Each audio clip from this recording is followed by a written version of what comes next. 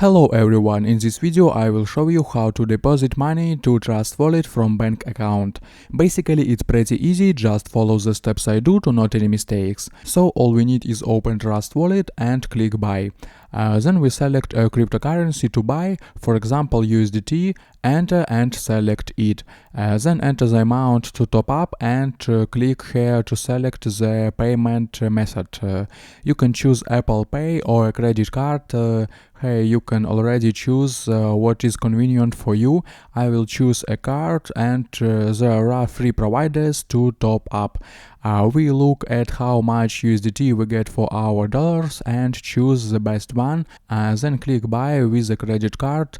A page opens where you can once again enter the required amount in dollars and see how much we will receive USDT. Click buy. Then you will need to enter your email, confirmation code and your details and card number and click buy. The funds will be credited to the wallet within 10 minutes and that's all.